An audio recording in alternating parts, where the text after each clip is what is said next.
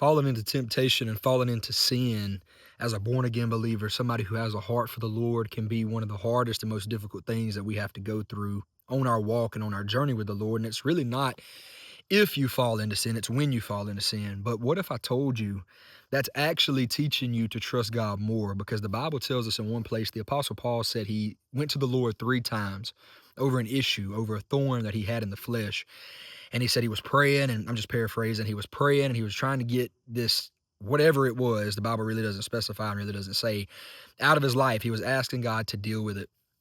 And the Lord Jesus appeared to him according to scripture and made a statement that I thought was just very profound and just very beautiful if you really stop and study it. And Jesus told Paul, he said, "My grace is sufficient for you, for in your weakness I'm made strong." It's in the weakness, it's in the difficult times, it's in the struggles and in the problems that we go through that we really learn to trust in Jesus Christ and who he is and what he has done.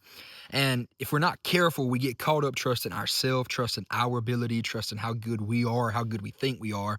But the Bible tells us we're saved by grace through faith, not of works, unless any man should boast. Your works and what you do that's good or that's bad is not what saves you.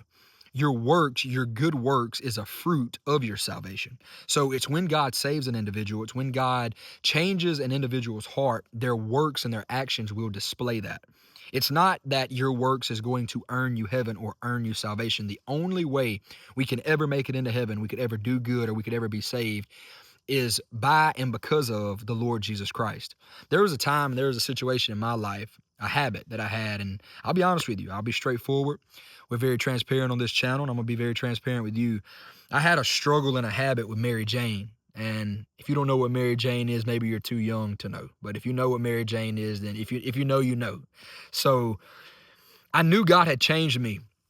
I knew God had dealt with my heart. He had gave me a new heart. He had gave me a new nature, but I still had this struggle. I still had this habit.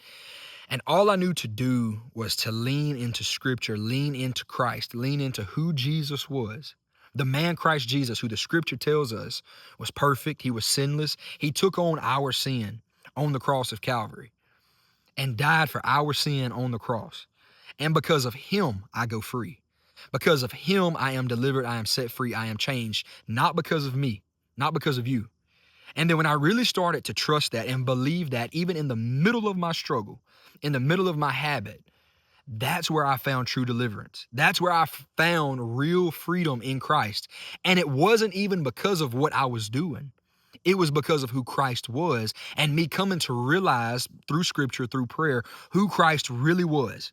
He is not just a figment of our imagination. He is not just a made up imaginary story, but he is God in the flesh. And he took on humanity to live a life that none of us on this planet could live, which is a perfect, sinless life. The Bible tells us we are born into sin.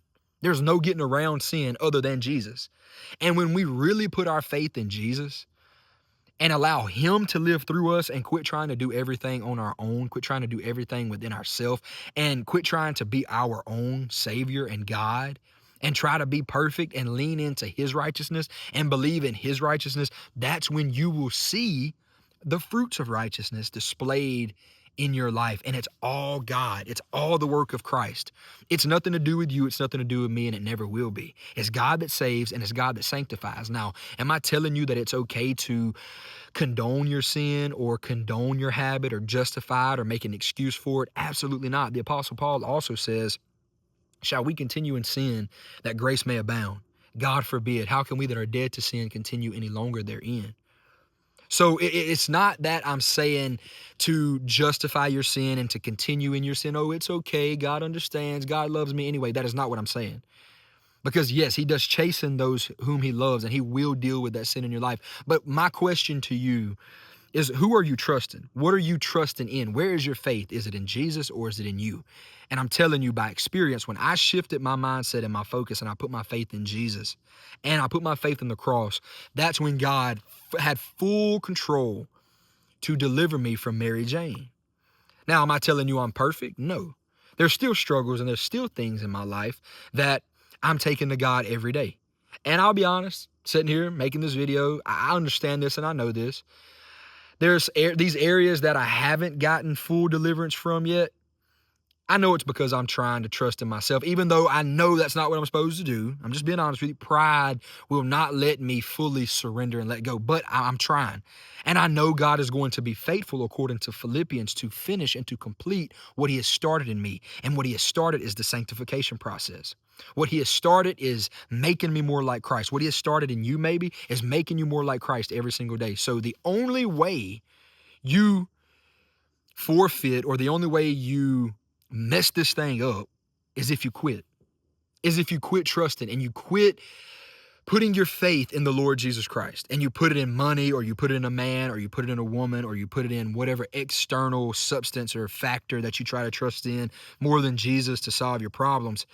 That's the only way you mess this up, is if you quit. So don't quit, but look to Jesus and look to the cross. And if you don't know Jesus as your Lord and Savior, maybe he's dealing with your heart right now watching this video, and I want to encourage you to just repent. If God's dealing with your heart, if he's pricking your heart, if he's tugging at you saying, come, if he's pulling you and drawing you unto himself, just repent. Don't fight it. Don't worry about how you're going to fix this problem and then come to God, because that's what so many of us try to do. We try to fix ourselves and then come to Jesus. He's not intimidated by your problems, by your struggles, and by your mess and your situation. If he's drawing you right now, if he's calling you right now and dealing with your heart right now, just repent. Even if you're a backslider, God saved you, but you've grown lukewarm, just repent. That's the beauty of the gospel. We can repent and come back to the feet of Jesus, and he is faithful to forgive, to cleanse. 1 John 1:9 tells us if we just confess our sins, he is faithful and just to forgive us our sins and cleanse us from all unrighteousness.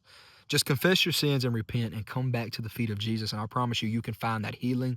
You can find that restoration, that renewal in your mind, in your soul, and in the inner part of your life. I'm not telling you all of your external problems will go away. Now, God is able to work miracles. He is able to bring you out and pull you out of the fire. But even in the midst of the fire, even in the middle of all hell breaking loose in your life, when you are with Christ and your soul is right with the Lord Jesus, everything else begins to change. Everything else shifts, and it's different when your soul is right with Jesus.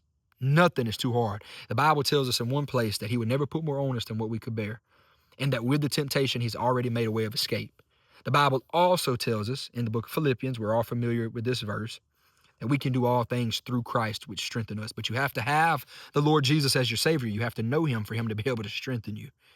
So I want to encourage you to repent today. Confess your sins, repent, and believe on the Lord Jesus and on the finished work of the cross of Calvary. I've put together a school group. If you feel like you're somebody that wants to join, I will link it in the video description below. It's completely free. And all it is a network and in a community of like-minded believers that is coming together to help one another, to strengthen one another, and to really be a support system for each other and hold each other accountable, to talk, to get things out in the open, because the Bible tells us to confess our sins one to another, that we can be set free and we can be made whole. So that school group is there. I got extra videos in there to really teach you how to draw closer to God and strengthen your relationship with the Lord Jesus. I've been on this journey with God for 7 years by the mercy and grace of God, and he's taught me a lot, and I want to share that in this school group. And a lot of these videos is not on YouTube or on any other social media, but it's in the school group, and the school group's free. So all you have to do is just sign up and you're in. And I pray it blesses you. I pray for each and every single viewer and subscriber to this channel daily, asking God to let his will be done in your life. I love you. I'll see you next time. Please keep me in prayer. Be blessed.